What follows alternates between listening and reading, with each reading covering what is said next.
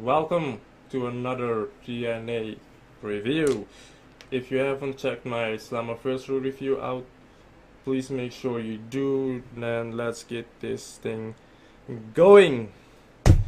A lot of talking on tonight's show, which was to be expected because usually on the go home show you have talking because then they're gonna talk about what they'll do on the pay-per-view, and then you have the show after the pay-per-view.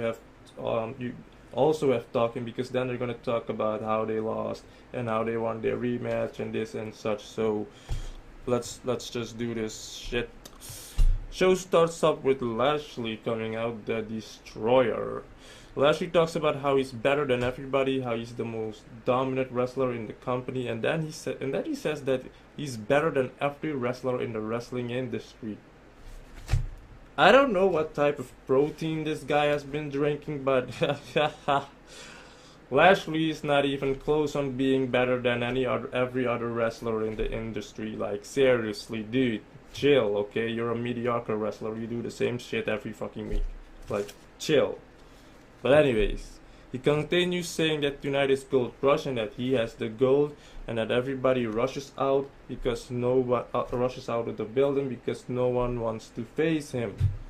And then Mr. John Cena of TNA comes out, EC3. Now you gotta be a little sharp and you gotta kinda understand why I'm calling this guy the John Cena of TNA. I'm gonna leave that one for you to figure it out because not everything relates, but there are certain things that really do relate. So I'm gonna leave that to you to figure it out on why I call him that. But anyways, EC3 says that he wants to challenge Lashley for the World Heavyweight title tonight. And then Lashley says that nothing about EC3 is real, which I almost wanna agree with, but okay. And then Lashley says he's the one that's real and that EC3 is not even close on being ready to face him. In reality, that would be true. But then EC3, and then after that, the two kept going back and forth, Then Drew Galloway came out. And then Drew says that EC3 needs to stand back in line because he wants his title back. Lashley then says Drew looks like garbage and that he takes pleasure in the fact that he made him that way. Drew then says Lashley might have beaten him, but he sure as hell hasn't broken him. Then Lashley says EC3 and Drew will never beat him. Drew then says he's invoking his rematch clause and he will face Lashley tonight on the main event. And this is one of the reasons why I didn't want Lashley to win, because I was so damn sure that they would have a rematch, and look, it's happening. And the thing with a rematch is that you basically almost get the same fucking match, like in terms of wrestling, in terms of move and such. So, but hey, whatever, no big deal.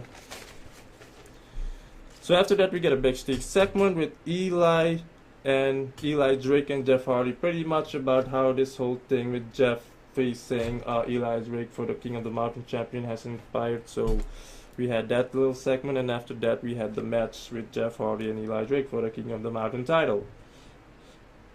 I like Eli, his neck breaker and power slam. I like Jeff Hardy, his whisper in the wind and twist of fate and the swanton at the end.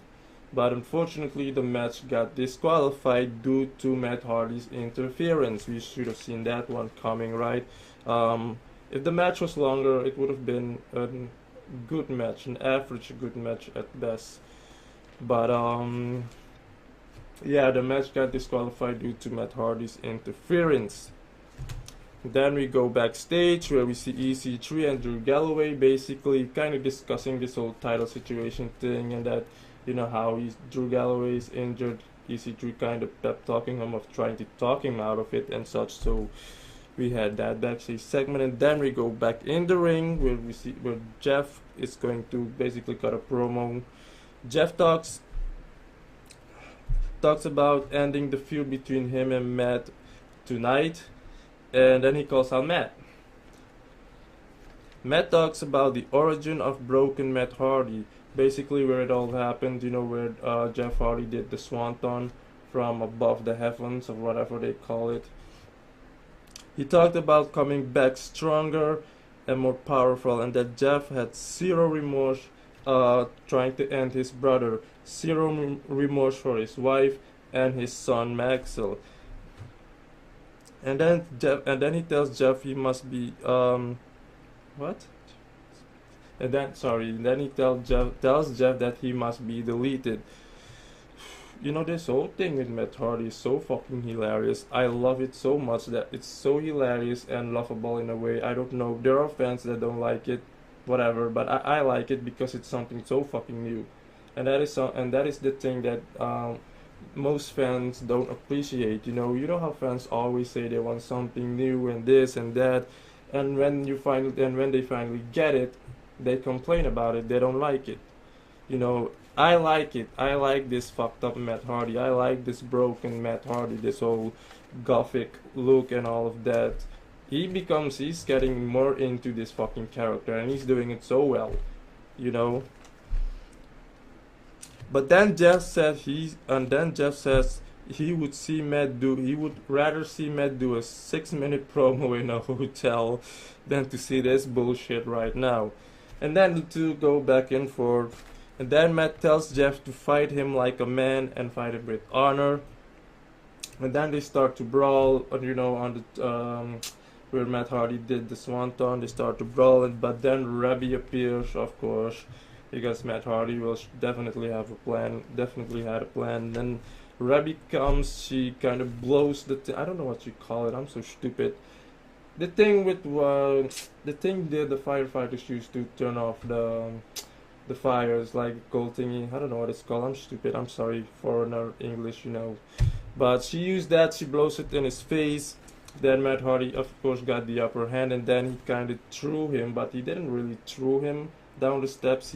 Jeff Hardy like kind of slide, on the steps, the chairs, the ladder, whatever. I'm so lost right now. I'm kind of rushing, am I? Yeah, but Jeff Hardy kind of like slide.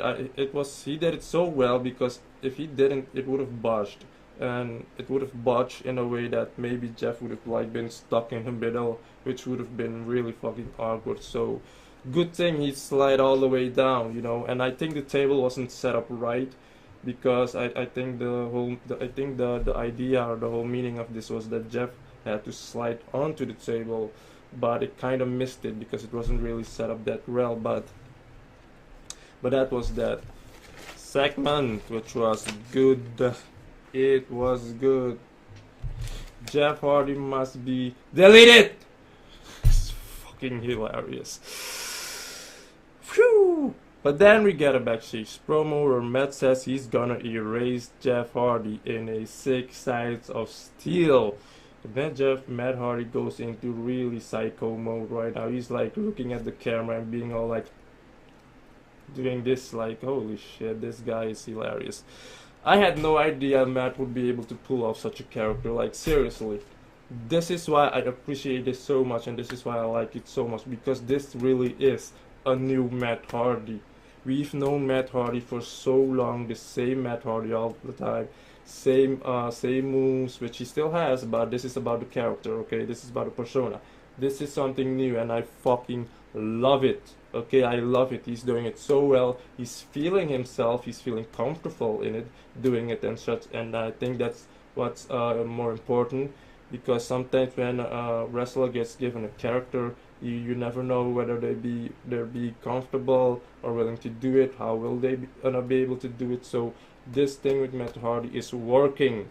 It's working, and that's what's important, okay? And there will always be a group of fans that will love it, and another group won't. But that doesn't matter, because fact of the matter is that it works. It really does, okay? And if you disagree, then you are fucking wrong. But after that, we have a X Division match with Trevor Lee versus Eddie Edwards, another rematch, of course. I like Trevor Lee, his suplex at the beginning, and I like Eddie's his insecurity at the end of the match where he got the 3 count. The match wasn't all that great. It was another average match at best, but Eddie Edwards retained. I would have liked it better if Andrew Everett instead got the rematch, but I'm guessing that is where they're gonna go now because, sorry, but because Trevor Lee already had another title, already had his rematch. So I think Shane Helms is gonna probably have Andrew Everett do it now, which would be awesome because Andrew Everett is better than Trevor Lee. But it has nothing to do with that actually, but it's just about switching things up, because we don't want to see the same old shit. It's TNA, it's not WWE. Okay, so I hope Andrew Everett will get a lot more TV time because he doesn't really get a lot, does he? So Andrew Everett is next, guys. So come on, give us something more. We want to see more Andrew Everett. We want to see some more high flying shit. After that, we get a backstage promo with the bromance, basically talking about how they're gonna get the tag team titles back, and that then Jesse had this iPad where they sort of showed shots of backstage and such. It's almost like the iPad was used as a surveillance, so you could see a camera for surveillance, so you could see backstage and certain parts of the studio. So that was that segment, and after that we get another backstage segment with Lashley and EC3, just a little bit confrontation and such. And then after that we get the TNA Hall of Fame inductee, and as obvious as we all knew, the person for it to be Gail Kim, one of the best female wrestlers in today's generation. Okay, one of them. She is damn good, but she's not the best of all time because there are others that are just like her, if not even better. But Gail Kim is one of the best by far in today's generation. So good, that was good. Good. The first female inductee, the first female Hall of Famer. After that, we get another backstage segment, this time with DK. I really can't remember what they said, but all I can say is that this thing with DK is another fucking thing that's working. Okay? I think you all are gonna agree with me on this when I say that DK is better than what WWE has. The Wyatt family. Rosemary, her fucking promos are so fucking good. She's so deep and all of that with her promos, so dark. Better than Bray Wyatt. I think we can all agree on that. But so after that we get another backstage segment, this time with JB and Marty, pretty much where Marty Bell kinda explained this whole thing on why she did what she did on Slammiversary to Jade, friendship this, friendship that, blah blah, drama. But then Gail Kim, Jade appears, and the two started fighting. But then Jade threw Marty onto the chairs. I thought that was really awesome. This was Jade's edginess. She was really edgy in this fucking segment. I'd like to see a lot more of that side from Jade, aka Mia Yim, because she is an edgy bitch. She's a really tough bitch, and I would love to see that a lot more of that side from her. So that pretty much starts a feud between the two. And by the way, good thing to see Marty Bell again. She is so fucking hot. Hotter than Maria. Yeah, call me crazy, but she is hotter than Maria. Let's be honest here. After that, we get a tag team match. DK versus Grado and Shira versus the Bromance and the Tribunal. There's not much to say about this match. Another average match at best. DK retained, and it goes on. So, this whole Tribunal thing, they need to like, I don't watch NXT, so I don't really know how good these guys really are, or how their wrestling really is, because they need more TV time. They need to be put in a lot more matches, not in these 14-man or 6-man or 8-man tag team match, but just 2-on-2, so we can see a lot more, and it should be given a lot more time so they can do a lot more too. But I'm giving it time. I'm not being all too negative about it. Actually, I'm not being negative about it at all. So after that, we get a backstage segment, Maria and Mike Bennett, basically where they said they're going to the ring. And then we get another backstage segment, Jeff Hardy, where he will see Matt Hardy next week in the Sick Side of Steel. Interesting, really interesting. This is going to be another fucking match where these two will fucking destroy each other, because that Full Metal Mayhem match was so fucking good. Of course, Jeff Hardy did the most damage. Of course, this guy is crazy. This guy has the most guts out of almost any other wrestler, you know. And to see this guy wrestle at his fullest, well, not really, because he didn't really wrestle all that long and well when he wrestled against Eli Drake, but the fact that this guy puts his body so much on the line, fucking, this guy literally just destroys himself, you know. And to see him the next time on the next show after a few days to still standing and all of that in good condition is just fucking phenomenal. It's just fucking phenomenal. This guy, if you're a pro wrestling fan and Jeff Hardy isn't like one of our favorite wrestlers, doesn't matter in which top, if you see it in your top 5, that top 100, but the fact that he just should be one of your favorite wrestlers is an you know, if he's not one of your favorite wrestlers, then yeah, I honestly don't know what the fuck to say about you, like seriously. Jeff Hardy is like a fucking legend actually by now, you know what I mean? But after that we have an in-ring promo with Maria and Mike Bennett. I'm not gonna like paraphrase literally everything they said, so I kinda like chop made a summary of it. But Mike talks about not being appreciated because everywhere he goes he is a celebrity, he is a star. And the thing is, it's true, well, sort of true, because like I kept on saying, this guy is good. He is good. He's just watered down in TNA right now. I guess you could use the famous saying, he has been buried. He's been buried ever since he came in. Okay, you could say it like that, because he is good. But then Maria says they came to TNA to save the company, and that what happened to Mike was a travesty. Mike then calls out Dixie, but instead Billy Corgan comes out. Billy tells them that they should make an appointment, set up a meeting so they can have it in private and not in the ring. Then Maria calls out Dixie and Dixie comes out. Finally, Dixie tells Maria that wrestling is the reason why she brought her in to the company in the first place to begin with, and that she had 0 matches ever since she came into TNA, which we all know because she can't wrestle shit. And that the people are sick and tired of hearing her talk. Oh my fucking god. Thank you for fucking acknowledging that, because we really are tired of hearing her talk. We ain't tired of looking at her booty though.